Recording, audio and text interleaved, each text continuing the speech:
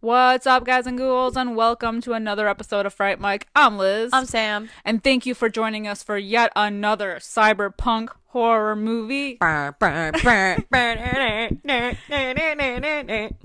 this week, we're back to the chronicles of me, Liz, blind buying or thrifting a copy of a movie that I have never seen before, and I'm now watching for the first time for this podcast. Love it. Love to see it. I don't love to see this movie, but I love to see it. And this week we are talking about Hardware from 1990. Heard of it? Never. Watched it? I did. And I did. Oh my goodness. The year 1990 birthed me, a legend. I was not alive yet. And this movie, we came out at the same time. I'm sorry. And look at the material. Who's better? And I think I aged much better than my VHS copy of it. Yeah. No, I mean, this movie was dark. It was dark. Not tonally. Well, kind of tonally. Like the movie itself. It was the colors were dark. Yeah, that's yeah. So dark that's accurate. that I was squinting. For sure. Like I was just telling her that we both watched this movie on a thrifted VHS tape, and because it's not streaming anywhere currently, so we're like, okay, well we want to, because this is like cyberpunk horror month, we're gonna get it done, we're gonna do it, let's check this out, and I know that VHS is grainy anyway, but like for this kind of movie, yeah. It was rough because it was so grainy. You could hardly see anything, and the actual movie was dark. So I definitely agree that it was tough. Like, it was so dark. You know, when you play video games now, I think I mean, I play like a lot of horror, or not a lot of horror video games, but I've seen this a lot in horror video games where it's like before you start the game, like it does a brightness / darkness check where it's like, brighten your screen until you can just barely see whatever. I feel like whoever made this movie did the opposite, where it says dark in this movie as until much you as can possible. until you can see only an outline of whatever in the background. You know what this reminded me of too, because like there's a specific level of the game and it's GoldenEye 007 on Nintendo 64, the cave the cave level. Yep. Could never do it because it's so dark. Yep. That I'm like, I can't see shit to even play this level. Felt very much like that. I think this movie felt like a combination of things too. Like, I don't know why. I mean, I know why. This movie felt like a little Judge Dredd, a little Terminator, a little Mad Max. And also I personally felt like a touch of Dune, only because in the beginning there's sand, like in Dune, but also her creepy neighbor Lincoln. I was like, that's Baron Harkonnen meets that's Baron Harkonnen meets Steven Seagal. That's Baron Harkonnen before he could, like, I guess before he couldn't breathe. Yeah, exactly. Yeah. When he could still kind of breathe and talk right. In his youth. Yeah. Aw. He's the peeping Tom neighbor. Yeah. What was up with that dude? Every scene with him in it, I was like, oh God, what the fuck? He said he wanted to put a string of popcorn up her in ass? her butthole and pull it out. And that's what he had said. I said, you know what? And I think I've seen enough of this film. Thank you so much. He said that on the phone, out loud. Yeah. To a person. To a human female. And she's like, who is it? Who's calling? No, it did give me Dune vibes in the beginning because we had never seen this before. This was like a first time watch for both of us. So I was like, ooh, okay, we're like in the desert. It's going to be like that, you know? Yeah. I don't know, like kind of fun. And it is a dystopian future where the Earth is just completely ravaged by like radioactive air and dust, which again, not far off from where we're heading. Yeah, amen. But yeah, but it is kind of Mad Max-esque because it's like we're shown like people kind of our main guy Mo, he is like kind of a scrap peddler. He's a scrap man. He's like, I don't know, yeah, he's like trying to sell his scrap metals and stuff. My wares. Selling his wares to the scrap junker guy for money. So true. He and his friend Shades, who always wears shades. How wild. And he's got the junk merchant. yeah. They go to visit Alvy, who like buys junk, and Alvy steps out of the shop for a minute, and it's in that minute that a man from the beginning of the film who finds a like discarded robot in the middle of the desert brings it in, and Mo's like, "Hey man, yeah, I'll buy that from you for like $50." And so the guy leaves it with him, and Alvy buys everything off of Mo, except Mo keeps like the head because he wants to give it to his like artist wielder girlfriend Jill For fun. yeah, just for funsies. And so Shades and Mo, they take a taxi driven by Lemmy from Motorhead, who plays Motorhead, and drives I don't even know where he takes them. I guess to Jill's. Yeah. It's just so funny. As I was watching this, I said, "Is that fucking Lemmy?" And my husband's like, "Yeah, I forgot he was in this." Okay, but this soundtrack is actually kind of good. Yeah. It's like fun for this kind of movie. Yeah. They play that one Ministry song. Oh yeah. It's like the best part. But yeah, they take him back to the girlfriend's house.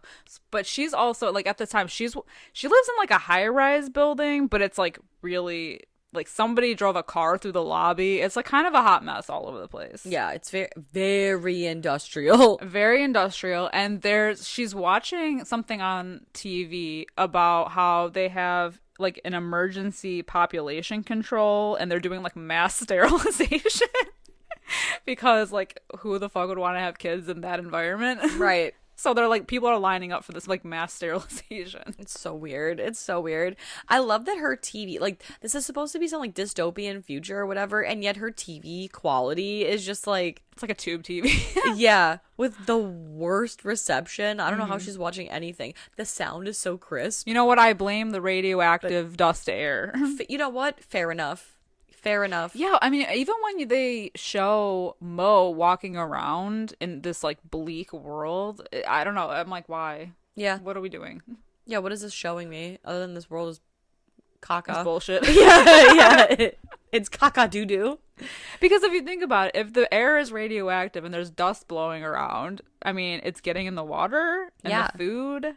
Well, how are we living? And I think like how are we thriving here? Well, I think so. I'm glad you mentioned the water thing. I am confused about the water because at one point Mo mentions that he had a dream that it was raining, and she's like, "Oh, I wish." And he's like, "I could feel, I could hear it, whatever." So it makes you feel like water is like very rare, and they're in some sort of like heavy drought, a la Mad Max. Mm-hmm. But then at the end, she turns on a shower head, and it's just ample water flowing. So I'm confused. Yeah, and if the air is polluted, wouldn't that like seep into the houses anyway? Right. But that's neither here nor there. Unless it's irrelevant. Unless they're like slowly being like fed right? radioactive air. Like it's it's like slowly creeping in on them. I don't know. I don't know either. I don't know. And we're not like given a lot of information other than like the little tidbits that we get from the news, because this is like almost a single location type movie. Yeah, you're right. I think there's like a total of like 3 locations. Yeah. I also am confused because Shades is a weird character who says weird things, and I feel like his dialogue is sort of like hard to follow because I'm like, what are you saying, and is it relevant to what's happening? Because he's at one point he's talking about like space travel, but like we never see any like hovercrafts, spacecrafts. That never comes into play. The fact that they can travel to different planets it never comes up. And I feel like if they could, why wouldn't they if this planet's dying? Well, and why would there? Because there's a whole thing about then population control and sterilization.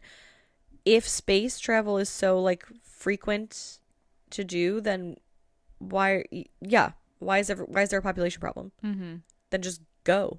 Leave. I'm Go confused. somewhere where you can do that safely. Yeah, the government then would be like shipping people off to like a secondary location, I feel, but again, I'm just a girl. Or maybe it's like only the rich people can do that, and the poors are left on the ravaged earth. Yeah.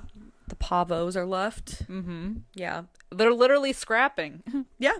Absolutely. Scraping by. Scrapping by. Yes. So Mo brings the drone to his girlfriend, Jill, and they have weird sex. And it's so long. That literally turns the robot on. Like, literally. Literally turns it on. You know who it also turns on? The peeping Tom neighbor. Yes, who's so creepy. He's like, oh yeah, you like that. Oh, juicy. Oh, it's so good. Yeah, he is an unfortunate human being. He's so disgusting. Yeah, he is so nasty. And we get so many shots of his mug, like, licking his lips and everything. It's so weird. Like, he's been doing this for a long time. I will say, though, the very first close-up shot that we get of his fuck ugly mouth, I was like, it's giving... what's his face from Phantom of the Paradise? Oh, Laszlo? oh yeah. Ludlow? What's his name? Wadsworth? Why can't I think of his name? It's something like that. Willow? No, I know what you mean. Yes. I was like, is that? It's the mouth of it all. It is. It's that like black crusty lipstick. You know, I gotta look up his name. It's gonna try. Winslow. Right? Winslow? Yeah, it is. Okay, Winslow. yes. I love Phantom of the Paradise. Me too. That's why I was like, God damn it, why can't I remember his name? I've watched it enough. I know. I was like, Wadsworth? I knew it was something weird. From fucking Willy Wonka? Wadsworth. Oh, yeah, with the everlasting gobstopper. The sinister man in black that follows the little children in the factory. Me. Me just minding my own business, scaring children. When I think of Willy Wonka, what's up with that shit? Yeah. All them kids dying? And no, like, insurance company. Nobody, investigates. No one investigates the death. Yeah. Death by chocolate. I love Willy Wonka, though. That shit's so wild. I don't know how I feel about it. I feel indifferent. I like the Gene Wilder one. I love Gene Wilder. Yeah. That's the only one, in my opinion. That Charlie and the Chocolate Factory bullshit. But that useless ass Grandpa Joe. Scumbag. He pisses me off every time. Yeah. Scumbag. Mm-hmm. Scumbaggins over here. All right, so Jill, she gets a little artsy because she can't sleep. She doesn't sleep. No one sleeps in this movie. Yeah, she just like smokes indoors, which cringes me out for some reason. Yeah, I feel like that's not good to add to the radioactive air. Well, right. Like, what are we doing? I'd be fighting for my life trying to breathe, and here she is just like up all night. But first of all, while her boyfriend, who got dicked within an inch of his life and is now passed out, he's trying to sleep, and she's just blasting music while her welder is on. Ministry. Yes. Stigmata by Ministry. Amen. You know what? Ministry, they're all right. It's really fun for this scene. Yeah. Because she's getting artsy. She's creating. And her neighbor's like, in this economy, though, I guess there is no economy because the world is shit. But, like, you're an artiste? Well, again, I don't think a very good one, because I think Mo at one point is like, yeah, I wish you'd fucking sell some of this fuck ugly shit. Right, like, so it's made to seem like she's a failing artist. Yes. He is never around, and he's a scrapper, and she is an insomniac welder artist who doesn't sell anything. Yeah. Match made in good heaven, times, really. Man. Yeah. Real good times. And then so shortly after she's making this like creation, Mo wakes up, and then they have this really weird conversation about like the population control and sterilization and having kids versus not having kids. And she's like, their relationship is so weird because he's like so into her, but she is like so indifferent. She's like, no. She really looks at him.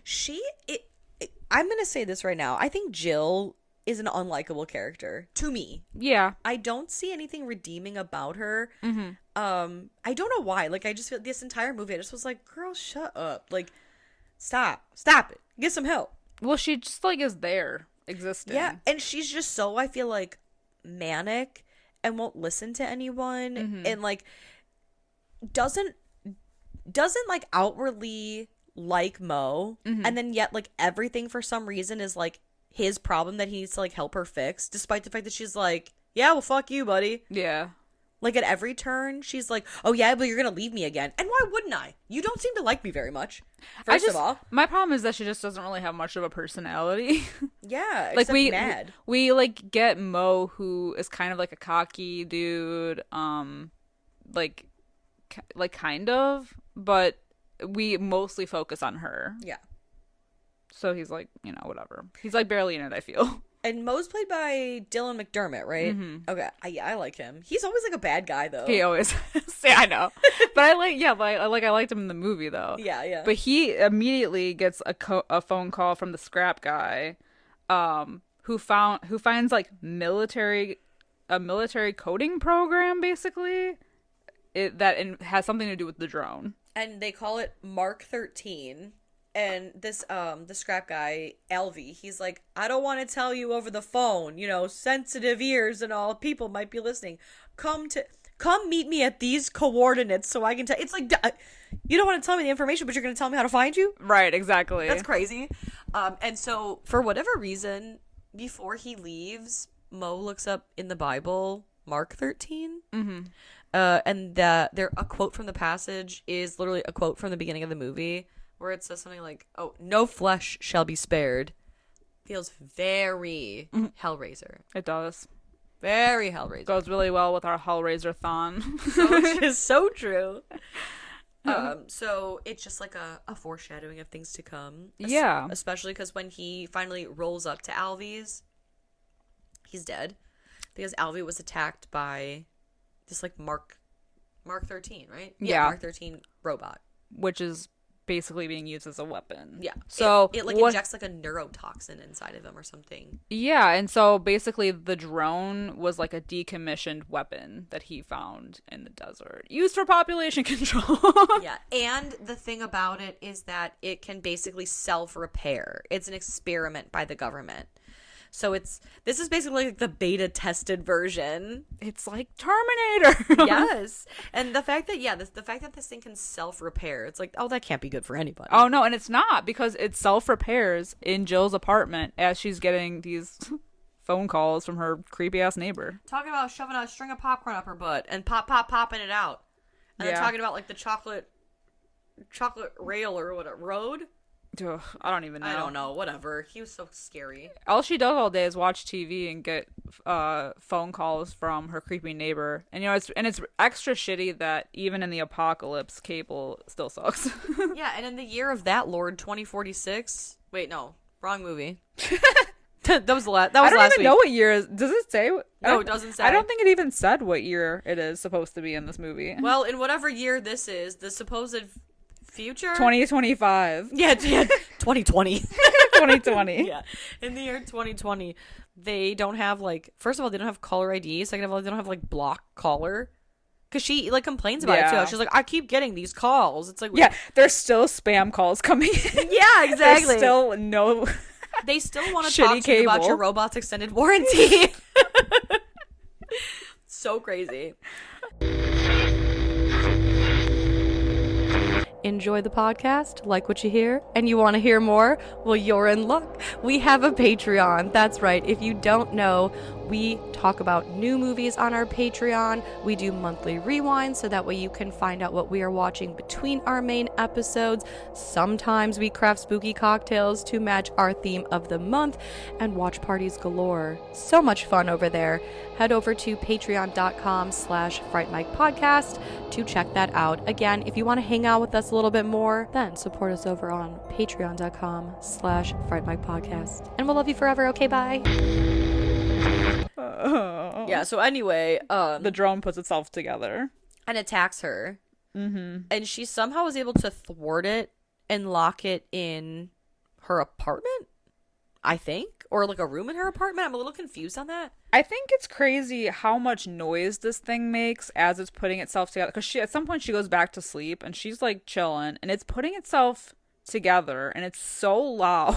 Yeah. And I'm like, how does she not hear what's going on? Like that racket that he's making? Because I feel like this entire movie she's on a Quaalude. I think she is. Yeah. I think the toxic fumes got to her brain. I think so too.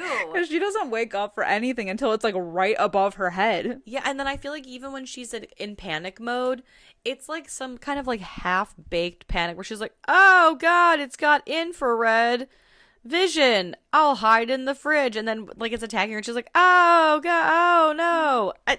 And it's tearing her shit up, her like her bed and everything. And her creepy peeping Tom neighbor is watching the whole thing go down. He looks like the fucking penguin. Yes, he certainly does. Eating those fish heads. So he comes over. Yeah, doesn't he? Right? Yeah, no, for sure.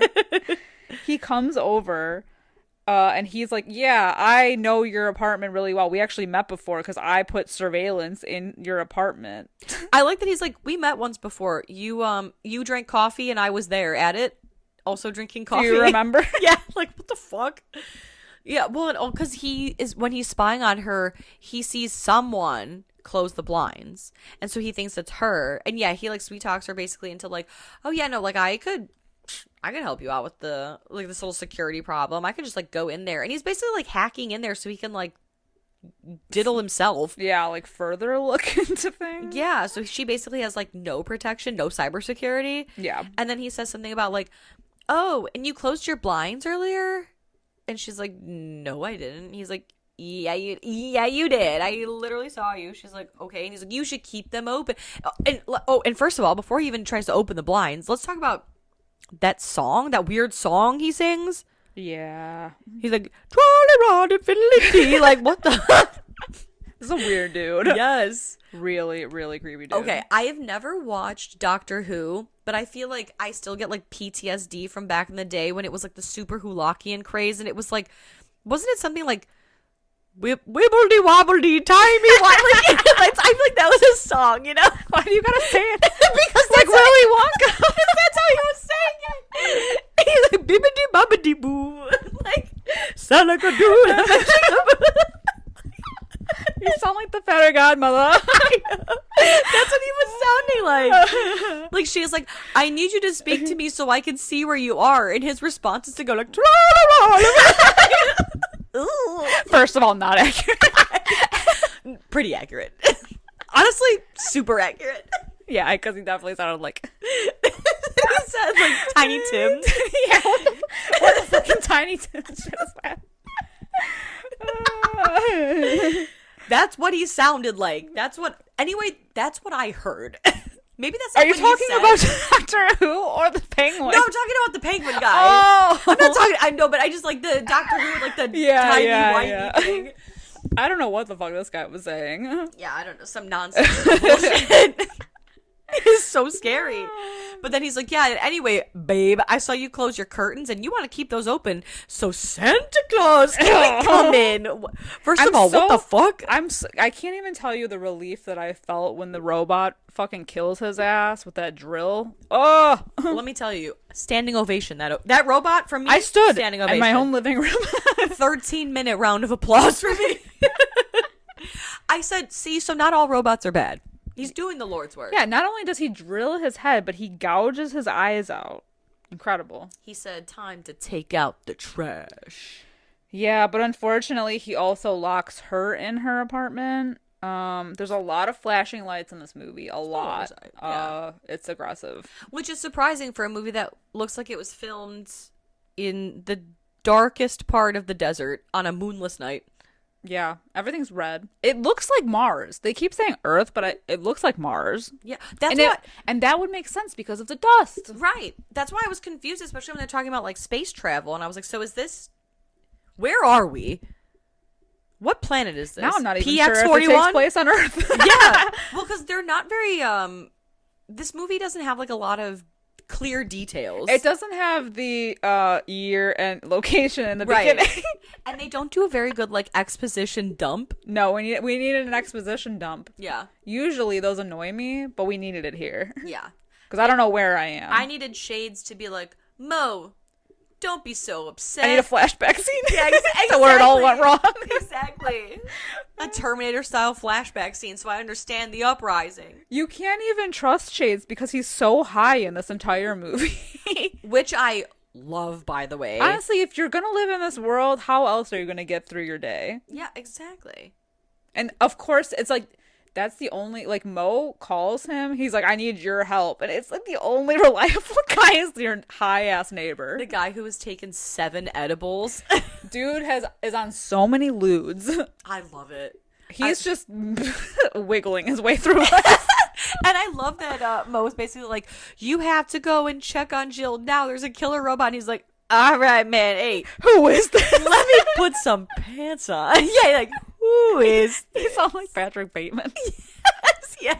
Let me put some pants on before I go over and check out the situation. Now, what you're going to want to do is... I love it so much. Because I have definitely, like, I have answered the phone before when I have been, like, a little too high, and I'm like... I thought you were going to say pantsless. Oh, never. Oh, gross. Oh, no. They can see me through the phone. Pantsless in my own home? Gross. Okay, because there's a thing to it. First of all... See, I think it's more offensive to have pants on in your own home. No, I always have lounge pants on. Who chills in their home? I think people who chill in their home in, like, civilian clothes, like jeans. Oh, yeah, no. Why are you in your home alone in jeans? Like, people who take a nap in jeans, that is serial killer behavior. The second I get home from wherever it is that I have been, my lounge clothes are on. I look as unattractive as possible. Yes, exactly. Because in the event of a home invasion, I'm looking to scare, disorient, and run away in comfort. Yes, exactly.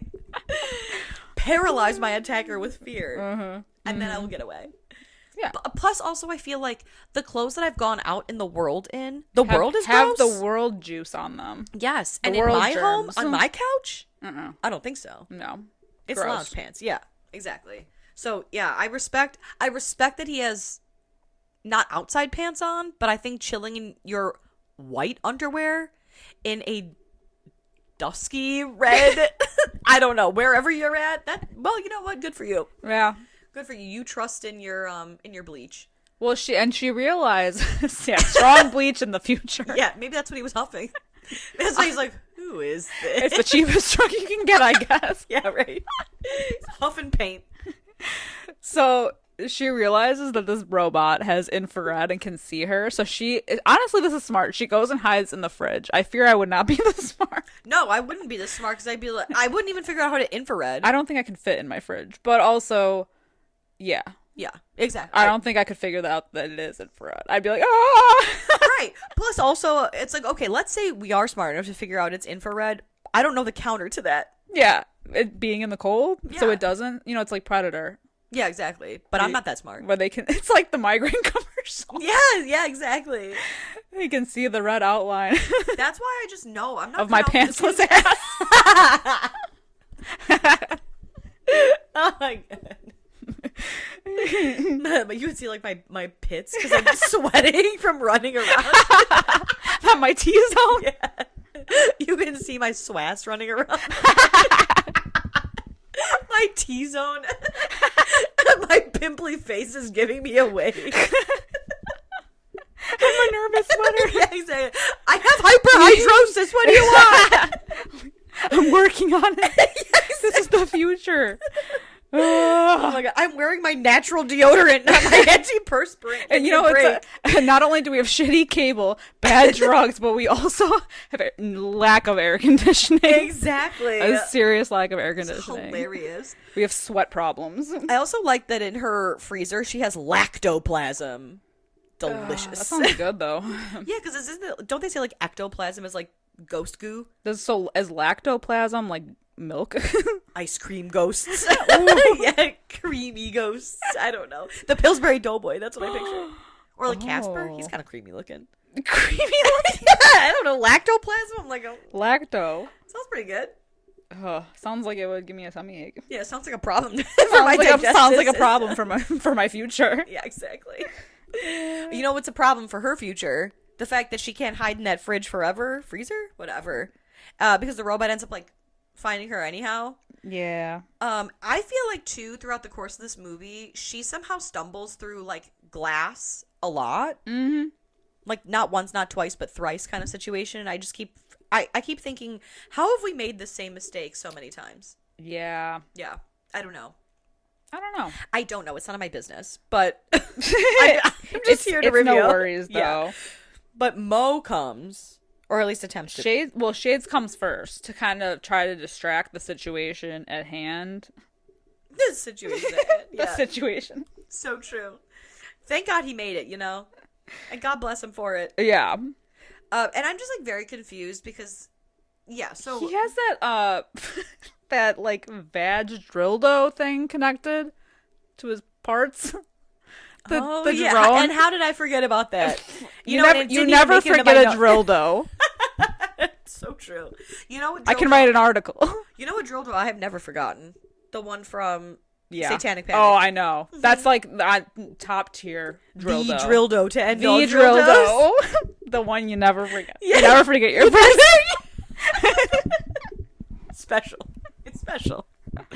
Well, and so Shades tries to saw the drone, and it's not effective. Yeah, ineffective method.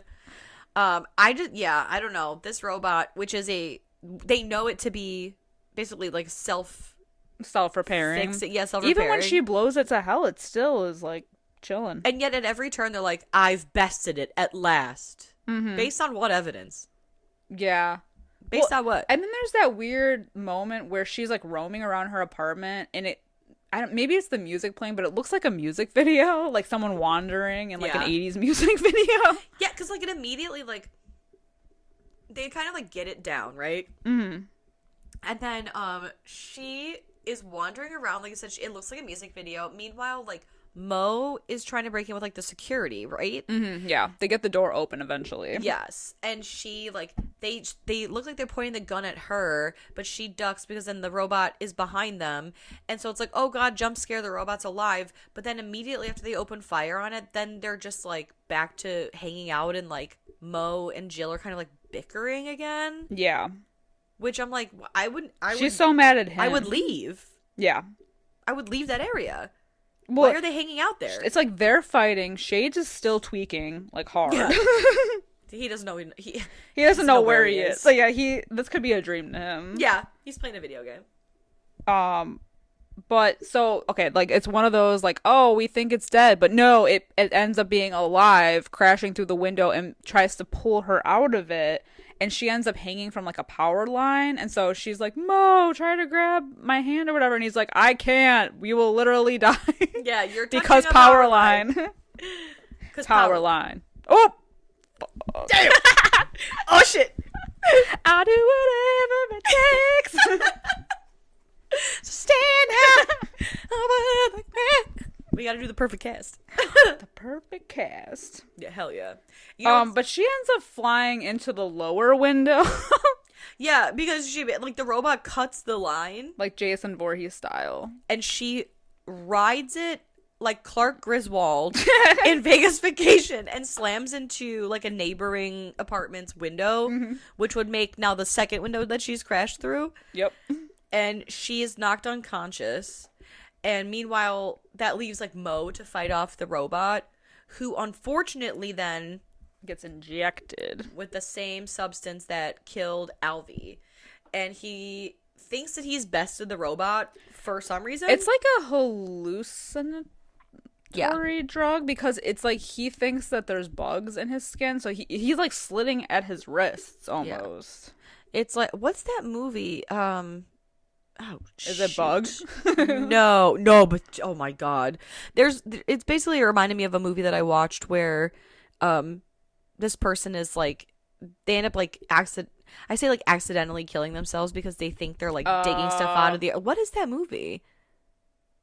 Yeah, you know what? Doesn't matter. Yeah, because the point is, it's happening in this movie. It's happening here and now. Yeah, to poor Mo. Yeah, so Jill wakes up after being knocked out from the window. Falling the ruins when she's cutting the plants out. Oh man. Yep. Oh, but they are actually there. Ugh. I know that movie's so good. It's so, oh man. Yeah. Ew. Oh my god, I'm just like picturing how that would feel. Awful. Ew. So gross. Yeah. I gotta cut it out. So yeah, Mo's tripping balls, and then he dies. Bummer. Yeah. Rip, man. Rip Mo. Rip to the legends. He's really not in this movie that much. Mo. I feel like he's not. I mean, it's not a very long movie, but he's really not in it that much. Yeah. And when he is, he's kind of like, he's either like fucking or fighting. Yeah. Aren't we all? You know what? Yeah. So the crew comes and they try to get into the apartment to rescue Mo, but this is so cool. So the drone, they like end up opening the door, but then the drone closes it on those two guys, which severs the one guy completely in half. It's awesome. Yeah. And he shoots the other dude. It's like something out of Titanic. Yeah. Oh. Wait, the drone shooting the guy in the head? No, the guy getting like cut in half. Like I just picture like when the doors are slamming shut in the boiler room. Yeah. Ugh. I don't think a guy gets cut in half in Titanic, but I was gonna say, ooh, I don't remember that. okay, wait, side note. Should I mention it here on the podcast? Yeah, I'll do it because it's funny. I proposed a couple's costume idea to Luke, and I said, I know what we're gonna be for Halloween. He turned me down immediately, but I think he's making the wrong choice because I said you can be a man wearing a life preserver, right? And I will be a propeller. I was gonna say, I knew Yes. where you were going with this. Yes. And he's like, a propeller. I said, yeah, and we'll be like Titanic. He said, get the fuck out. Get out of the car. He would have to do like literally nothing. That's what I said. I said, easiest and cheapest costume for you. I'm doing you a solid. Yeah. And I think it would be funny. I think people would talk about it. They made an action figure of that guy. I know they did. That's amazing. The propeller guy? Honestly, what a legend. Queen icon legend. You're what everybody talks about in that entire movie. Yeah, the boat sinks and everyone's like, and that propeller. Did you see And that propeller guy, that sucks for him. Yeah, oh, dang. Because not only did he fall, he hit the propeller on the way down. And not only did he hit the propeller, but he hit it so hard it went ding! Oh. That little dude made a ding on the propeller? And I like that he just like helicoptered it. That sucks. I know. That you had to hit something on the way down. Ugh. Yeah, on top of everything that you've already suffered, you couldn't just make couldn't a just clean die? jump. Yeah. Yeah. You couldn't just die. Why won't you die? Yeah. You couldn't just die. You had to hit something on the way down. That would have been like, ow. He said trick shot. Aww. Oh god. Anyway. So Jill hacks the system. She hacks the drone using Windows 95 technology. Yes. Shades shoots it with water. Oh yeah, they go in the shower. They end up in the shower somehow. Yeah, 'cause she like baits it in the shower, I think. She baits it in the shower because she's like, you know what? My hacking skills are no good, so we're going to use the next best thing on technology, and that is water, which is a real risky move, I think, because electricity, but it's fine. She already swung from a live power line, so how much worse could it get for her? That's true. Yeah. Oh, and by the way, while she's leading this thing into the bathroom, she crashes through the glass shower door, and it was at this moment where I said, There's have so we much not glass. had enough? Yeah. Have you not had The enough? glass budget in this movie is crazy work. Yes. It's like the person just figured out that you could buy this like fake glass, and he's like, and we'll use it in every scene. We're going to use it in every scene because they were lacking a blood budget, so it's like the glass was cheaper, I think. True. Because isn't there a scene too where she's like looking at herself and it almost looks like glass cracking? Yeah. There are so many The like mirrors suck in Yes. the apocalypse too. it's so crazy. I said, girl, I know she's ugly, but no, I'm just kidding. She's really not. She's cute. No, she is cute. Yeah, so they end up frying it in the shower, and you know what? I have to give it to her. She quadruple taps this thing. Down. This thing is down. Thank God, because Yeah. we're really lacking the quadruple tap these days. Exactly. You got to make sure they're down. You mean business, okay? Never let that robot forget it. But it all is for naught because we hear. Because she's still living in that fucking cesspool. Yeah, It's such an unfortunate night it is. Especially when in the apocalypse. well, when the dawn comes too, there's that radio broadcast where it's like, the government has officially sanctioned the release of the Mark 13. Whoa, whoa, whoa. Or he says something like Sucks. that. Yeah. They're going to mass produce it. And then we see that man from the beginning. We see him like walking back into the desert. And I just thought, well, who the hell are you anyway? That's Mad Max. Yeah, exactly. I don't know, but the way he's like walking, it's like this movie's like a sci-fi western, like industrial dystopian. Yeah. It's all of those genres. He's not Mad Max. He's like mild Mark. You know what I mean? Like, he's not. Nah. Yeah. He's upset Mark. Yeah, exactly. He's mildly inconvenienced Mark. He looks like Darkman. Yes. Or there was another He's guy. Mark Man. It's like, oh man, whatever. Get out of here. What was I gonna say to? Oh, I did love too how like, who would have thought the thing that took down a robot was water? It was the water we all used along the way. Unbelievable. It's good to note for the future, I guess. Yeah. I wonder if anyone tried turning it off. Anyone? And on again? Yeah, exactly. I mean, she technically did. She tried to hack it. That's true. I don't know how or when she became a hacker, but I thought she was like a starving artist. Yeah, I thought she was a welder. Yeah. But hey, what do I know? I don't, not a lot, really. Yeah, certainly not a lot. And do I care to know? No. It was a fun little ditty. And a little slice into the future, I guess. Yeah.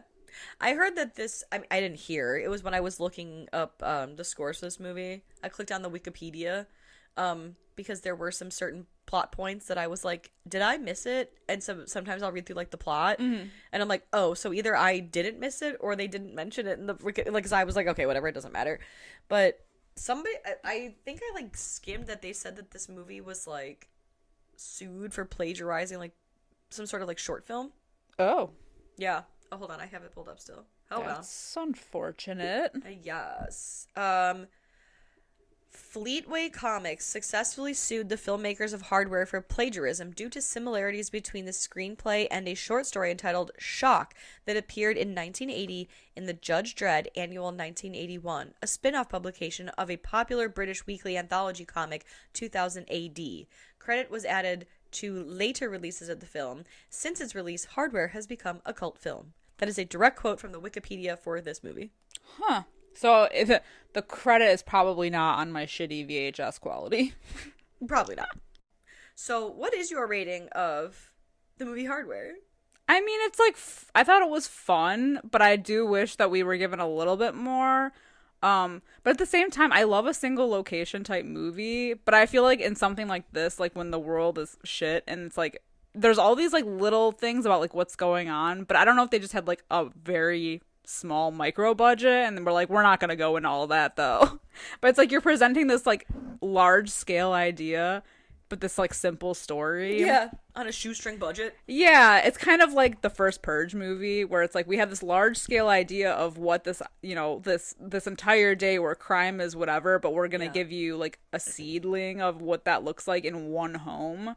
So it's like the idea's there, but like they were never able to expand upon this further. Yeah. But I do think it's like fun. I'm gonna give it like a 2 out of 5. Okay. Yeah. Okay. You're manic. What's wrong? Yeah, no. I will be giving it a 1.5 out of 5, specifically for Shades. I love Shades. Yeah, and He his was the little best like, guy all let me around. put my pants. Give me a minute. And did you notice when Mo and Shades got to the apartment to rescue her, she immediately ran to Shades? I did notice that. I had noticed that, and I thought, you fucking... I think she liked him more anyway. He was cuter. Yeah. And he knew how to have fun. Yeah. Despite all the shit going on in the world, he was like, and I'm taking my drugs. He was tripping balls this entire movie. Yes. And he had a cute little accent, too. Imagine when he comes down from that. Yeah, the come down is so bad. It's gonna be a little aggressive when he wakes up and there's glass everywhere. Yeah. He's gonna be like, what the fuck happened? What did I miss? Yeah. And if anyone is interested in watching this movie, since it's not streaming anywhere, it is. I found it for free on dailymotion.com because I googled the movie to like get the Rotten Tomatoes score, and then it popped up with a link to like the full length movie, and I was like, oh, that's surprising. I'm actually surprised that it's not streaming anywhere because it's got that cult following. Yeah. So if you guys are interested in checking it out, if you haven't seen it, Yeah. you can watch it there. Good fun. Yes, exactly. Let us know if you have seen it, though, by hitting us up in our Discord at Fright Mic Podcast. And you can follow us on all social media platforms. And if you have time to leave a 5-star rating and review, we would really, really appreciate that. But until next time, I'm Liz. I'm Sam. Rest in peace. Yeah.